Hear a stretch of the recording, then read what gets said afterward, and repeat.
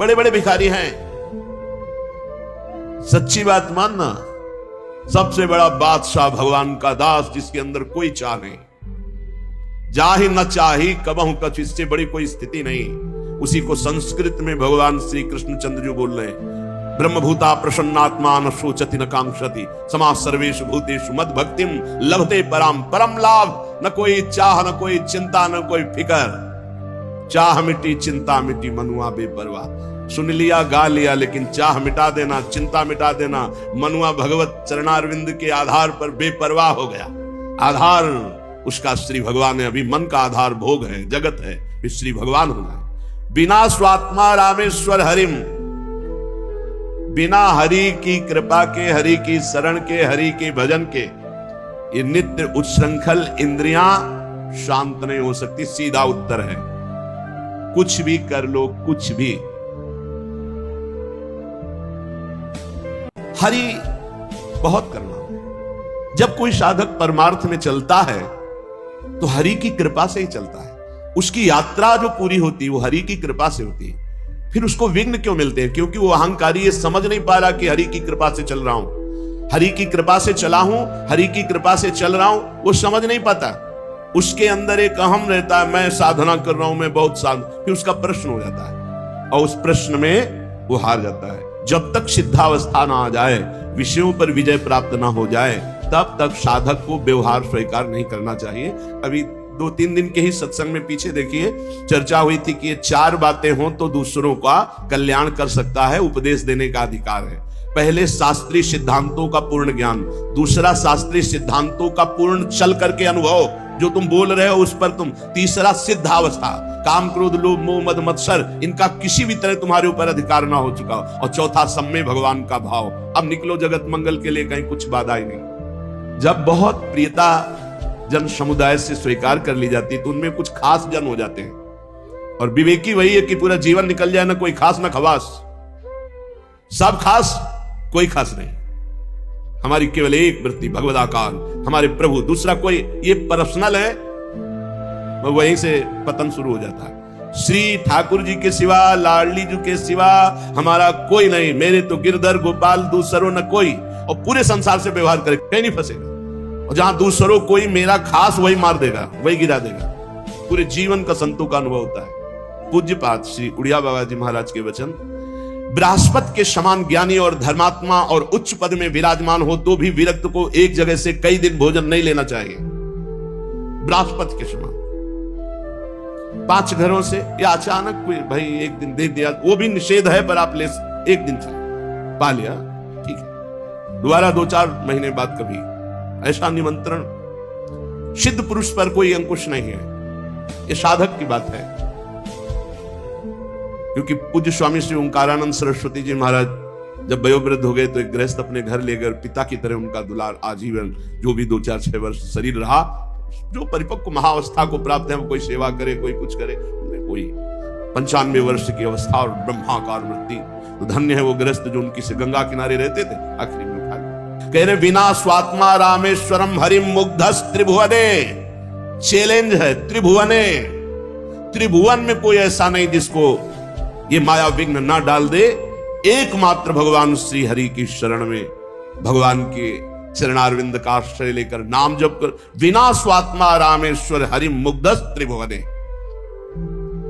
युवत्या भावई को वत सुरवरो वा मुनिवरः, चाहे देव श्रेष्ठ हो या मुनि श्रेष्ठ हो, मुनिवरः युवत्या भावई, भगवान की मोहिनी माया जब मोहित करने के ठान ले तो चाहे सुरवरो, देवताओं में श्रेष्ठ हो, या मुनिवरो, मुनियों में श्रेष्ठ हो, वो मोहित कर लेगी ही। बचाना है तो हरि ही बचा पाएंगे, दूसरा कोई नहीं बचा सकता। स्थितस् तस्मात् तस्यास् चकित चकितो दूरत रता।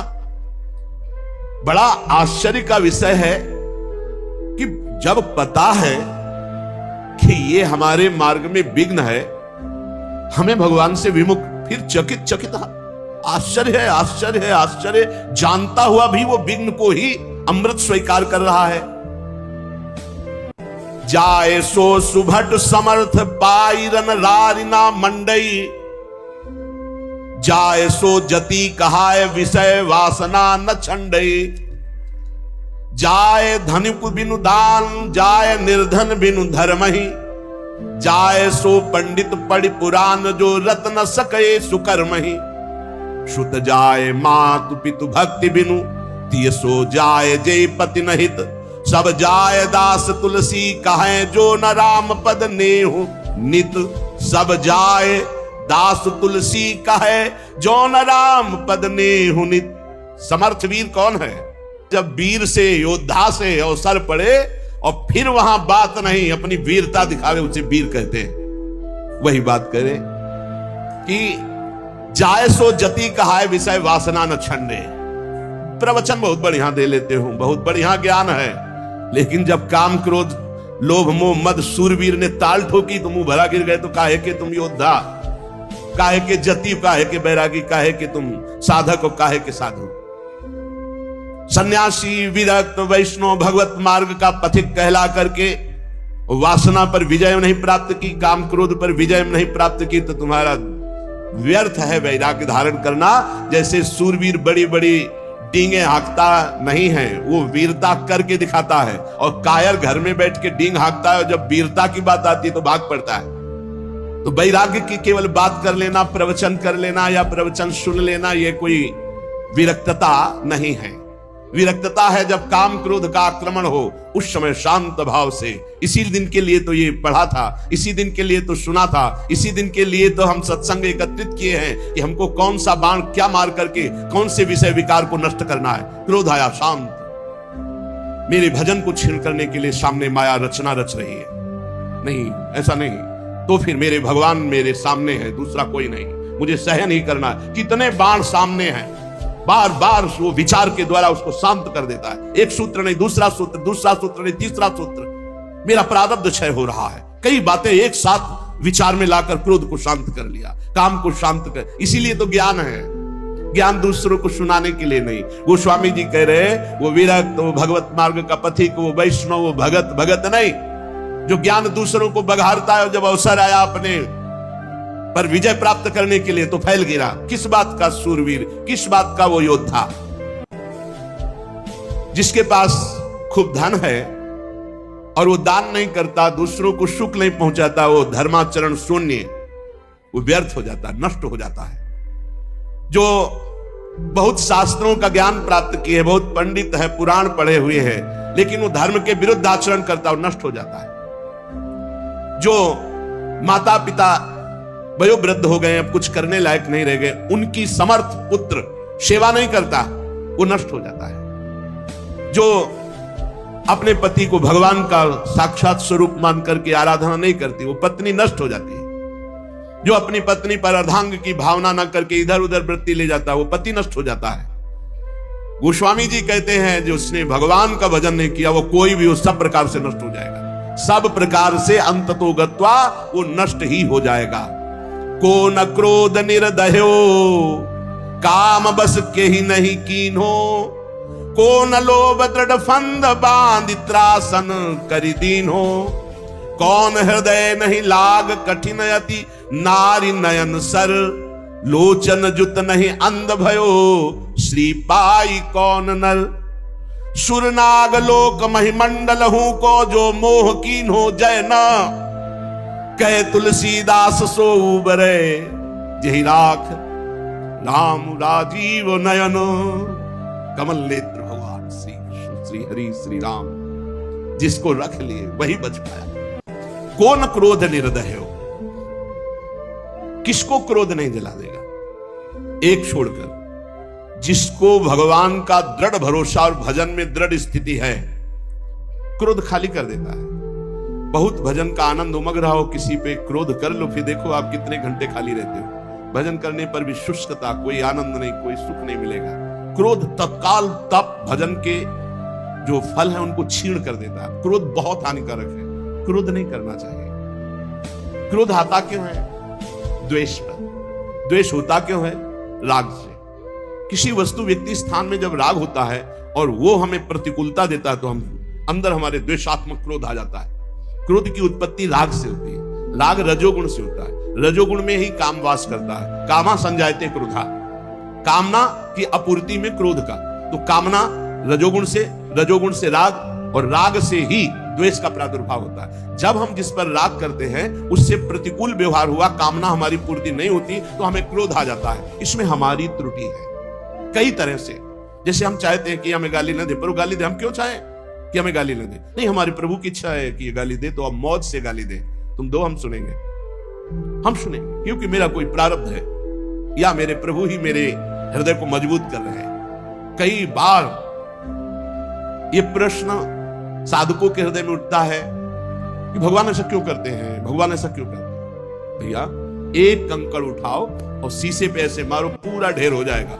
और गोली मारने पर भी ढेर नहीं होता। वही शीशा है जिसको गरम ठंडा करते करते बुलेट प्रूफ बना दिया। नहीं बना दिया? गोली मारो तो नहीं लगता, शीशा ही तो होता है। तो भगवान अपने भक्तों को बुलेट प्रूफ बनाते हैं। ये काम, क्रोध, लोभ, मोह, मद, मत्सर कुछ ना बिगाड़ पावे। अरे बोले भगवान का दास है, देखो ना कितनी निंदा, कितना अपमान, कितनी प्रतिकूल, लेकिन विचलित नहीं हुआ।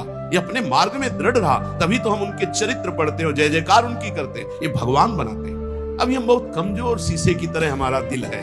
चुप हो, समर्पित हो गए हो। अब अनुकूलता प्रतिकूलता, अनुकूलता प्रतिकूलता, विपत्ति, तिरस्कार, मान सम्मान सब देते रहेंगे।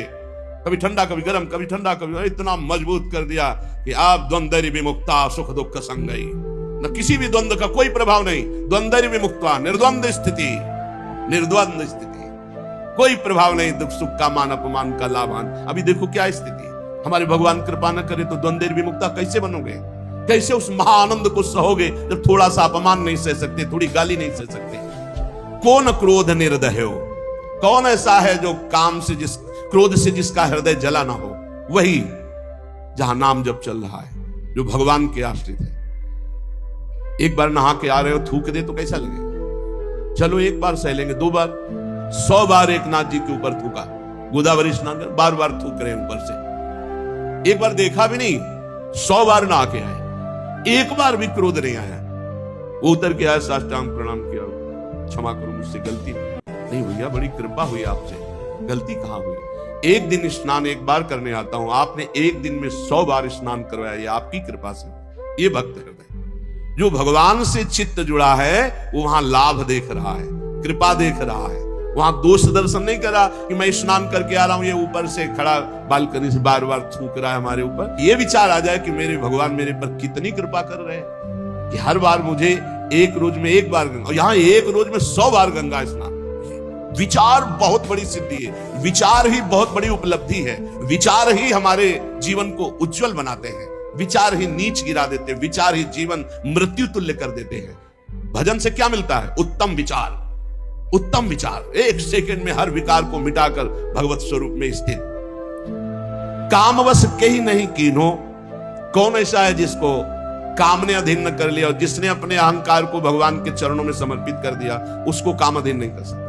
थोड़ा भी अहंकार है तो काम वहां बैठा हुआ है, क्योंकि अहंकार में ही कामना है। स्वरूप में कभी कामना जागृत हो ही नहीं सकती। जो हमारा स्वरूप है उसमें कभी कोई अभाव नहीं, उसमें कोई कामना नहीं। शरीर में अभाव ही अभाव है। जब तक हम अपने को स्त्री पुरुष मानेंगे तब तक कामनाओं का ये सिलसिला चलता रहेगा, इसे हम नहीं रोक पाएंगे। जब स्वरूप बोध होगा तभी कामनाएं रुकेंगी, या जब अहम भगवान के चरणों में समर्पित होगा तो रुकेंगी। तो काम का प्रभाव कहां होता है? जहां अहम समर्पित नहीं हुआ, जहां निरंतर नाम जप नहीं होता। ठाकुर हरिदास जी के पास वैश्या गई 3 दिन बराबर श्रृंगार करके, लेकिन ना नाम जप में रुकना है और ना दासत्व में कोई कमी है। तो 3 दिन में वो खुद दासी बन गई, हरिनाम जपने लगी और गई थी हरिदास जी को भ्रष्ट करने, और वो स्वयं भ्रष्ट आचरणों से मुक्त होकर भगवत स्वरूप मार्ग का अनुसरण कर। ये है प्रताप, जो भगवान में अहंकार समर्पित करके नाम जप कर। को न लोभ दृढ़ फंद बांध त्रासन कर दीन हो। किसके इतना विवेक बल जागृत हो जाता है कि लोभ ना बांध पावे? वही जिसको नाम का लोभ है। लोभ फांसी में उसी का गला नहीं बंधता जिसके गले में गोविंद का नाम चलता रहता है, पक्का समझ लो। लोभ पास जई गल न बंधाया, सोनर तुम समान रघुरा। ये लोभ उसी की फांसी की तरह गले को बांध लेते जहां नाम जप नहीं चलता। लोभ में लोग क्या क्या पापाचरण कर रहे हैं, खुला जान रहे हैं कि ये दीन है, ये गरीब है, ये निर्दोष है। रुपया मिल रहा है, पद बढ़ रहा है, हमारा लाभ हो रहा है, उसका नाश हो रहा है। तो तुम्हारा लाभ कैसे हो जाएगा? तुम्हारा नाश तो हो ही जाएगा। अपने सुख के लिए लोभ से युक्त होकर के दूसरों को दुख देने वाला त्रिभुवन में कोई हो, कभी भी कहीं भी वो सुख का अनुभव नहीं कर सकता। पक्का समझ लो, चाहे वो शास्त्राबाहु अर्जुन जैसा महाबली क्यों ना हो, जिसे भगवान दत्तात्रेय जी का आशीर्वाद प्राप्त था, सिद्धियां चरणों में लौटती थी, काट के फेंक दिया भगवान ने ही अवतार लेकर परशुराम रूप में। जो दूसरों को दुख देता है, अपने लोभ के लिए दूसरों को कष्ट देता है, दंड देता है, वो कहीं भी बैठा हो, ऐसा बुरा नाश होगा उसका कि कहीं संभलने का कोई भी चांस नहीं मिलेगा। जिसके गले में नाम चल रहा है, गोविंद गोविंद राधा राधा राधा राम हरि कृष्ण, जो भी, उसको लोभ पास जय गल न बंधा। ये लोभ रूपी फांसी उसके गले में नहीं पड़ेगी। विचार बता रहे भजन से क्या होता है, इस भजन सारथी सुजाना, बुद्धि रूपी सारथी बड़ा सुजान हो जाता है, सतमार्ग रूपी पथ पे इंद्रिय रूपी घोड़ों को ले जाता है, मन रूपी लगाम खींच करके। यहां बुद्धि भ्रष्ट है क्योंकि नाम जप नहीं हो रहा, भगवद आश्रय नहीं, तो कौन लोभ दृढ़ फंद बांध त्रासन कर जी। बड़ा दुख भोगना पड़ता है लोभी आदमी को, बड़ा दुख। वर्तमान में तो जलता ही रहता, चाहे जितना करोड़ों रुपया आ जाए, परिणाम में भविष्य उसका बड़ा मंगल होगा, क्योंकि लोभ के कारण उसने कितने बड़े बड़े पाप किए हैं। बहुत बहुत लोभ ये नष्ट कर देता है, और देखा भी है, लोभ से नष्ट होते हुए भी देखा है। बहुत सूक्ष्म बुद्धि से जब विचरण करते थे, कहीं कहीं साल साल भर गंगा किनारे एकांत स्थल मिले तो रुके, तो सब लोग मिलते ही थे, सब पता चलता है। ये लोभ जो है बुद्धि को इतना अधीन कर लेता है। वैसे सिद्धांत कहता है, धन गया तो कुछ नहीं गया, स्वास्थ्य गया तो कुछ गया, और चरित्र गया तो सब कुछ गया। ऐसा कहा सिद्धांत जो है वो एक कहा गया। अब अंग्रेजी तो याद नहीं, इसको अंग्रेजी में कहा गया, money is loss, nothing is loss, health is loss, something is loss, character is loss, everything is loss, सब नष्ट। अगर चरित्र चला गया तो सब चला गया। आज क्या है, कौन हृदय नहीं लाग कठिन अति नारी नयन सर। आगे कह रहे, कौन ऐसा हृदय में जिसको नारी के नेत्र रूपी बाण ने घायल न कर दिया। वही हृदय है जो हरि को अर्पित है, जिसके हृदय में भगवान का स्मरण चल रहा है, उसके हृदय में नहीं। अगर देखने योग्य है, भगवान का भजन करने वाले देखने योग्य, और कुछ देखने योग्य नहीं संसार में, कुछ देखने योग्य नहीं। ये सब मल की सुंदरता है, मल की, ये सुंदरता नहीं है, ये मल की सुंदरता है। एक काम करने राजमहल में जाती थी, तो राजमहल में काम करने वाली साधारण घर में काम करने वाली थोड़ी होती, वो उसका एक पदवी होती है, वो रानी की दासी पूरा। और उसका जो लड़का था, एक दिन वो महल तक गया किसी कार्य के लिए, ऊपर राजकुमारी थी, राजकुमारी को देखा तो एकदम हृदय में व्याकुलता, इतना सुंदर रूप है, तो मुझे काम मिल समय, तो काम करने वाली इस महल में जो मेरी माँ है, मैं उनका पुत्र हूं, तो भला मुझे कैसे मिल सकती है। अब इतना उसको राग तत्काल हो गया कि उसने निश्चय कर लिया, अगर राजकुमारी नहीं मिलेंगी तो प्राण छोड़ दूंगा। घर आया, खाना पीना छोड़ दिया। एक दो दिन माँ ने पूछा क्या बात है, उसने कहा स्वास्थ्य ठीक नहीं। 2-4 दिन हो गए, पूछा क्या बात है, स्वास्थ्य ठीक नहीं। तो राजा से प्रार्थना की, राजवैद्य आया, उसने नाड़ी पकड़ के देखा, बोले कोई शरीर में दोष नहीं, कोई रोग नहीं इसमें, इसका मानसिक कोई रोग हो तो हम नहीं कह सकते, शरीर में कोई रोग नहीं। तब एक दिन कहा, बेटा तू मेरा अकेला बेटा है, बता ना। बोली मां, तुम्हारी सामर्थ्य के बाहर की बात है, जो मेरे मन में बात बैठ गई वो मृत्यु ही होगी और दूसरा कोई उपाय नहीं। बोले एक बार तो बता के देख, अगर कोई उपाय हो तो मैं कर सकती हूँ। बोले क्या कर सकती हूँ, जिस घर में काम करती हूँ महाराज की राजकुमारी को मैंने देखा, मेरा चित्त आ गया, मैं जी नहीं सकता उसके बिना, क्या आप ब्याह करा सकती हूँ। अब ये बोलने की भी सामर्थ्य नहीं, तुरंत मृत्यु दंड दे दिया जाएगा। एक काम करने वाली राजा की पुत्री से ब्याह की बात अपने पुत्र के लिए कर सके, इतनी हिम्मत की बात कहा। सीधे राजकुमारी के पास चरण पकड़ के बैठी, बोली आप बेटी जानती हो, जीवन हो गया तुम्हारे घर में पोछा लगाते, मैं कुछ मांग नहीं रही हूं, तुमसे उपाय पूछ रही हूं। तुम्हारी सुंदरता को देखकर हमारे पुत्र के हृदय में ऐसी बात आ गई, ये मैं जानती हूं कभी संभव नहीं हो सकता, तुम्हारे योग्य भी नहीं हो, मैं चाहूंगी भी नहीं कि ऐसा तुम करो। कहां तुम राजकुमारी, कहां मैं काम करने वाली तुम्हारे घर में, कोई उपाय है? उनका बहुत पक्का उपाय है। वो सत्संगी थी। उसने कहा 4 दिन बाद लिवा लाना, हमसे बात करना, 4 दिन का समय। और वैद्य से ऐसे जमाल गोटा टाइप लिए जो खूब 10 सोच 4 दिन, और सोने के कलसुम, राजकुमारी थी, भरवा दिया। अब 4 दिन सोच बराबर, तो चेहरा पीला, और कहा कोई यहाँ सेवा नहीं करेगा, दुर्गंध, मक्खियां सब। अब वो चेहरे की कांति जो चमक रही थी, बुलाया, वहीं जो कमरा वहीं से ऐसे करने लगा। बोले नहीं, ये इसे में राजकुमारी, वो घड़े फुले एकदम दुर्गंध है। उसने कहा कैसे में राजकुमारी रहती है? अंदर गए तो उठाया उसको, 4 दिन से बराबर सोच हो रही थी, चेहरा एकदम पीला, एकदम ऐसा।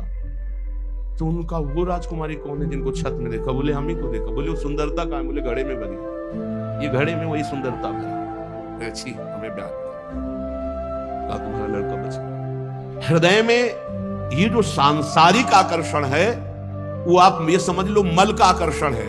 निर्मल आकर्षण तो भगवान के भजन का या श्री भगवान का आकर्षण होता है। निर्मलता, ये मलिन है, ये मल है। अगर आपको भजन मार्ग में चलना है तो इसीलिए है कि सहसा किसी के मुख की तरफ मत देखो, नीचे देखो। भगवान की मुस्कुराहट से ही माया का प्रादुर्भाव हुआ है।